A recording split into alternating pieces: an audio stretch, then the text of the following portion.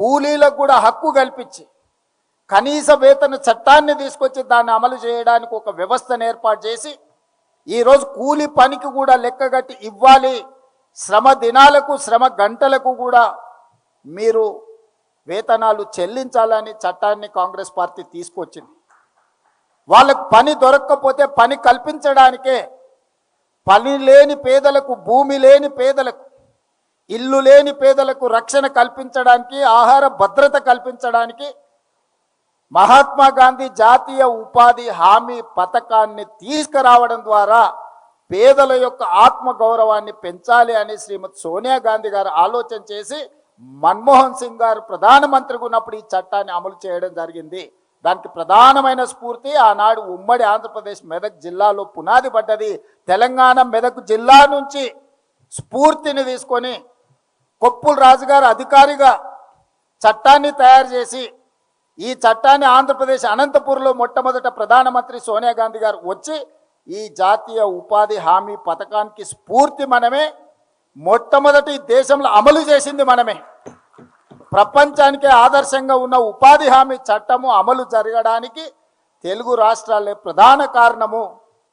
ఆనాడు సోనియా గాంధీ గారు, మన్మోహన్ సింగ్ గారు ఇక్కడి నుంచి పథకాన్ని ప్రారంభించారు.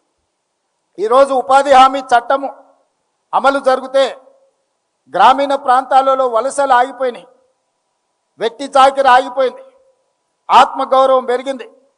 పని దినాలకు, పని గంటలకు డిమాండ్ చేసి తీసుకునే పరిస్థితిలో కార్మికులు వచ్చిండ్రు, కూలీలు వచ్చిండ్రు. ఇవాళ అదానీ, అంబానీ లాంటి పెద్ద పెద్ద పారిశ్రామికవేత్తలకు సగ్వకు లేబర్ దొరకడం లేదు. కాబట్టి ఈ జాతీయ ఉపాధి హామీ పథకాన్ని గ్రామాలలో రద్దు చేస్తే మళ్ళీ గ్రామాలలో ఉన్న పేదలు వలసల పేరు మీద పట్టణాలకు తరలి వస్తారు. ఎప్పుడైతే పేదలు పట్టణాలకు వస్తారో అదానీ అంబానీలకు సగ్వకు కూలీలు దొరుకుతారు. తిరిగి మళ్ళీ ఈస్ట్ ఇండియా కంపెనీలకు మనల్ని కట్టు బానిసలుగా చేయడానికి, వెట్టి చాకిరిని అందించడానికి ఈరోజు నరేంద్ర మోడీ గారు జాతీయ ఉపాధి హామీ చట్టాన్ని రూపుమాపే ప్రయత్నం చేస్తుండు. ఇది కార్పొరేట్ కంపెనీలు పన్నిన కుట్ర. ఆ పన్నిన కుట్రను అమలు చేస్తున్నది బీజేపీ, నరేంద్ర మోడీ. ఈ కుట్రను తిప్పికొట్టాల్సిన బాధ్యత ప్రతి పౌరుడి మీద, ప్రతి పేదవాడి మీద ఉన్నది. పేదల ప్రతినిధి అయిన కాంగ్రెస్ పార్టీ కార్యకర్తల మీద ఉన్నదని చెప్పి ఈరోజు మీ అందరికీ నేను విజ్ఞప్తి చేస్తున్నా. గతంలో వ్యవసాయం మీద కుట్ర చేశారు. రైతు వ్యతిరేక నల్ల చట్టాలను 3 తీసుకొచ్చారు. ఈ దేశంలో వ్యవసాయాన్ని మొత్తాన్ని అదానీ, అంబానీ, అమెజాన్లకు తాకట్టు పెట్టాలని నరేంద్ర మోడీ గారు పార్లమెంట్లో చట్టం తెచ్చారు. ఆనాడు నేను, ఉత్తమ్ కుమార్ రెడ్డి గారు, కోమటిరెడ్డి గారు మన ప్రాంతం నుంచి పార్లమెంట్ సభ్యులం. రాహుల్ గాంధీ గారు స్పష్టంగా నరేంద్ర మోడీకి చెప్పాడు, నువ్వు తెచ్చిన రైతు వ్యతిరేక నల్ల చట్టాలను ఉపసంహరించుకోవడమే కాదు, ఈ జాతికి నీతోని క్షమాపణ చెప్పిస్తా, అప్పటి వరకు మేము పోరాటం చేస్తామని రాహుల్ గాంధీ చెప్పినరు. అది నిజమైంది. రైతు వ్యతిరేక నల్ల చట్టాలను తెచ్చిన నరేంద్ర మోడీ చట్టాలను ఉపసంహరించుకోవడమే కాకుండా ఈ జాతికి క్షమాపణ చెప్పించిండు రాహుల్ గాంధీ నరేంద్ర మోడీ గారి చేత. ఇది మన నాయకుడు సాధించిన విజయం రైతుల కోసం. ఈరోజు కూడా రైతు కూలీల కోసం ఏదైతే రైతు వ్యతిరేక చట్టం తీసుకొచ్చిండో నరేంద్ర మోడీ, విబీజీ, రామ్జీ, అందులోనే గందరగోళం ఉంది. వికసిత్ భారత్ ఎక్కడున్నది? ఇందులో సంక్షోభ భారత్ను సృష్టిస్తున్నావు. పేదలను వెట్టి చాకిరి బానిసలుగా చేయడానికి నువ్వు చట్టాన్ని తెస్తున్నావు నరేంద్ర మోడీ గారు.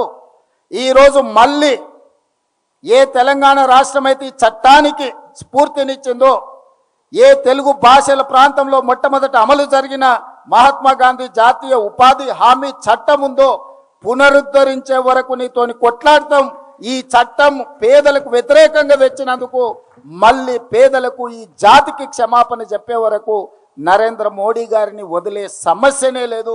దీని మీద సంపూర్ణమైన కార్యాచరణ ఏఐసిసి నుంచి ఆదేశాలు అందుకొని మన అందరం కూడా క్షేత్రస్థాయిలో వెళ్ళి ప్రజలకు వివరించాలి. ఈ చట్టం ఏదో మార్పు కాదు. ఈ చట్టం మనల్ని తిరిగి కార్పొరేట్ కంపెనీలకు కట్టు బానిసలుగా మార్చడానికి తీసుకొచ్చిన చట్టం. ఈ చట్టాన్ని సంపూర్ణంగా తెలంగాణ శాసనసభ ఏకగ్రీవ తీర్మానం ద్వారా తిరస్కరించింది. శాసనసభలో మొదలైన తీర్మానం గ్రామ సభలకు వెళ్ళాలి, ప్రతి గ్రామ సభ పెట్టి ఈనాడు 12,702 మంది గ్రామ సర్పంచులు ఎవరైతే ఎన్నికైనరో 12,702 మంది గ్రామ సర్పంచులు గ్రామ సభలు పెట్టడం ద్వారా ఈ చట్టాన్ని తిరస్కరిస్తూ ఏకగ్రీవ తీర్మానాన్ని గ్రామ సభలలో ప్రవేశపెట్టాలి. జనవరి 20 తారీఖు నుంచి 30 తారీఖు లోపల ప్రతి గ్రామ పంచాయతీలో గ్రామ సభ నిర్వహించడం ద్వారా ఈ 10 రోజుల్లో ప్రతి గ్రామ సభలో కేంద్ర ప్రభుత్వం ప్రవేశపెట్టిన ఈ రైతు కూలీ వ్యతిరేక చట్టాన్ని జాతీయ ఉపాధి హామీ పథక రూపురేఖల మార్పును వ్యతిరేకిస్తూ గ్రామ సభలలో తీర్మానం ప్రవేశపెట్టాలి. ఎగ్జాక్ట్గా ఏ తీర్మానం ప్రవేశపెట్టాలనో మొన్న శాసనసభలో సీతక్క గారు శాసనసభలో ప్రవేశపెట్టిన తీర్మానం యొక్క మ్యాటర్ని ఆ వివరాలన్నిటిని కూడా గ్రామ సభలకు పంపాలి. ఇది గ్రామ సభల సర్పంచుల బాధ్యతనే కాదు, ప్రతి ఒక్క ప్రజాప్రతినిధి యొక్క బాధ్యత. అందుకే ఈరోజు ప్రతి శాసనసభలో ఉండే శాసనసభ్యుడు తన నియోజకవర్గంలో పూర్తి స్థాయిలో ఈ కార్యాచరణ అమలు చేయడానికి వాళ్ళు పూనుకోవాలి. అదేవిధంగా శాసన మండలి సభ్యులు, పార్లమెంట్ సభ్యులు క్షేత్రస్థాయిలో తిరగాలి. ఈరోజు 15 మంది ఏదైతే మంత్రులు ఉన్నారో హైదరాబాద్, సికింద్రాబాదులో ఉపాధి హామీ పథకం ఉండదు. ఈ 2 పార్లమెంట్లను పక్కన పెడితే 15 పార్లమెంట్ స్థానాలలో 15 మంది మంత్రులను ఒక్కొక్క పార్లమెంట్కు ఒక్కొక్క మంత్రి ఇన్ఛార్జిగా బాధ్యత తీసుకొని ఆ పార్లమెంటు పరిధిలో ఉన్న ప్రతి గ్రామ పంచాయతీలో తీర్మానాలు జరిగే విధంగా తీర్మాన కాపీలను సేకరించే విధంగా 15 మంది మంత్రులను 15 పార్లమెంట్లకు బాధ్యత వేయాల్సిందిగా నేను ఏఐసిసి ఇన్ఛార్జ్ మీనాక్షి నటరాజన్ గారికి, మా మిత్రులు మహేష్ కుమార్ గౌడ్ గారికి విజ్ఞప్తి చేస్తున్నా. 20 తారీఖు నుంచి 30 తారీఖు లోపల జరగబోయే గ్రామ సభలు జాతీయ ఉపాధి హామీ పథకాన్ని పునరుద్ధరించడానికి అవసరమైన తీర్మానాలకు 15 పార్లమెంట్లకు 15 మంది మంత్రులను మీరు బాధ్యతలుగా నియమించండి. పార్టీ పరంగా, ప్రభుత్వ పరంగా నేను ఆదేశాలు ఇస్తా, పార్టీ పరంగా మీరు ఆదేశాలు ఇవ్వండి, వాళ్ళ బాధ్యత. అదేవిధంగా పార్టీ శ్రేణులు స్థాయి ఉన్న నాయకులను, ఎన్ని మండలాలు ఉన్నాయో ప్రతి మండలానికి ఒక నాయకుని మీరు అపాయింట్ చేయండి. జిల్లా స్థాయి నాయకులను, రాష్ట్ర స్థాయి నాయకులను, జాతీయ స్థాయి నాయకులు కూడా ఈ కార్యక్రమంలో పాల్గొనాలి. ఒక్కొక్కరు ఒక మండల బాధ్యత తీసుకోవాలి. నేను కూడా ఒక మండలం బాధ్యత తీసుకుంటా. ప్రత్యేకంగా ముఖ్యమంత్రిగా కార్యక్రమాలు చేయడమే కాదు, ఒక మండలం బాధ్యత, ప్రతి గ్రామంలో పని జరిగిందా లేదా చూసే బాధ్యత, పర్యవేక్షించే బాధ్యత ముఖ్యమంత్రిగా నేను కూడా ఒక మండల బాధ్యత తీసుకుంటా. ఈ పార్టీలో జాతీయ స్థాయి నుంచి జిల్లా స్థాయి వరకు ఉన్న నాయకులు అన్ని మండలాలకు ఒక్కొక్కరు బాధ్యత తీసుకొని 20 తారీఖు నుంచి 30 తారీఖు లోపల ఈ కార్యక్రమాన్ని నిర్వహించడానికి అవసరమైన కార్యాచరణ తీసుకోవాలి. ప్రతి ఒక్క మండలానికి ఒక నాయకుడి పేరు మీరు అధికారికంగా ప్రకటించాలి. ఆ నాయకుడిదే ఆ మండలంలో బాధ్యత. ఆ మండలంలో ఏదైనా కార్యక్రమాలు జరగలేదంటే ఆ నాయకులే దాని మీద పూర్తి బాధ్యత తీసుకోవాలి. మీరు ఆ విధంగా కార్యాచరణను నిర్ధారించండి. అదేవిధంగా ఫిబ్రవరి 3 తారీఖు నుంచి 9 ఉమ్మడి జిల్లాలు ఉన్నాయి మనకు. హైదరాబాదు జిల్లాలో ఉపాధి హామీ ఉండదు కాబట్టి మిగతా గ్రామీణ ప్రాంతాల్లో ఉన్న 9 జిల్లాలలో ఫిబ్రవరి 3 తారీఖు నాడు మహబూబ్ నగర్ జిల్లాలో మొదలుపెట్టి ప్రతిరోజు ఒక్క జిల్లాలో ఒక్కొక్క 1,00,000 మందితోని దీనికి వ్యతిరేకంగా పెద్ద ఎత్తున బహిరంగ సభలు చేద్దాం. 9 జిల్లాలు నేను పర్యటన చేస్తా. ఫిబ్రవరి 3 తారీఖు నాడు మొదలుపెట్టి 9 జిల్లాలల్లా నరేంద్ర మోడీ గారి యొక్క దుర్మార్గమైన ఆలోచన, పేద ప్రజల యొక్క వ్యతిరేక చట్టం, రైతు కూలీలను కట్టు బానిసలుగా మార్చడానికి చేస్తున్న ప్రయత్నాన్ని తిరస్కరిస్తూ 9 జిల్లాలల్లా పెద్ద ఎత్తున సభలు పెట్టాలి. ప్రతి సభకు ఒక మంత్రికి బాధ్యత ఇచ్చి 9 సభల నిర్వహణ కూడా దీన్ని ముందుకు తీసుకెళ్ళాలి. ఈ నిర్వహణ బాధ్యతను, సమన్వయ బాధ్యతను పొంగులేటి శ్రీనివాసరెడ్డి గారిని తీసుకోవాల్సిందిగా నేను చెప్తున్నాను. టోటల్గా పర్యవేక్షణ, ఈ అన్ని కార్యక్రమాల పర్యవేక్షణకు ఈరోజు మహేష్ కుమార్ గౌడ్ గారు, బట్టి విక్రమార్క గారు, అక్క మీనాక్షి నటరాజన్ గారు, వీళ్ళు ముగ్గురు టోటల్ కార్యక్రమాలను పర్యవేక్షిస్తారు.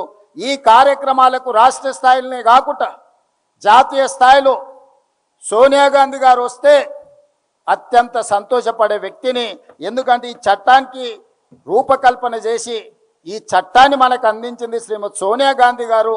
వారు ఒక కార్యక్రమంలో ఎక్కడైనా పాల్గొనే విధంగా, ముఖ్యంగా ఈ ఉపాధి హామీ చట్టాన్ని రాష్ట్రంలో అమలు చేస్తున్నది ఆ శాఖ పంచాయతీరాజ్ సీతక్క గారు. సీతక్క గారి నియోజకవర్గ ప్రాంతంలో పెద్ద బహిరంగ సభ పెట్టి సోనియా గాంధీ గారు, రాహుల్ గాంధీ గారు, లేకపోతే ప్రియాంక గాంధీ గారు ఎవరో ఒకరిని ఆ సభకు మొట్టమొదటి ప్రాధాన్యత శ్రీమతి సోనియా గాంధీ గారు.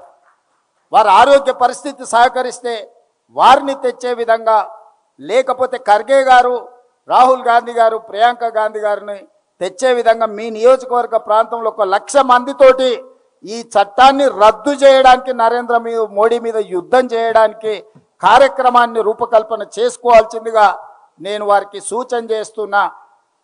ఇట్లా అన్ని రకాలుగా మనం ఈ కార్యక్రమాలను ఫిబ్రవరి 13 తారీఖు లోపల చేసుకుంటే ఫిబ్రవరి 1కి ఈరోజు బడ్జెట్ను ప్రవేశపెట్టబోతున్నారు.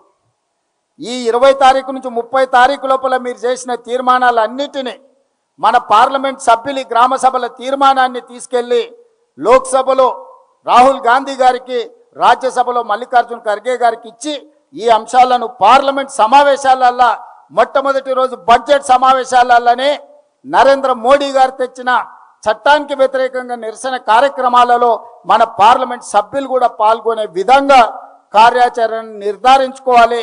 దానికి ఏఐసిసి ఇన్ఛార్జ్ గారు, డిప్యూటీ సీఎం గారు, అదేవిధంగా పిసిసి అధ్యక్షులు సమన్వయం చేసుకొని జాతీయ స్థాయికి కూడా మనం అనుకుంటున్న కార్యాచరణని వాళ్లకు అందజేయాలి.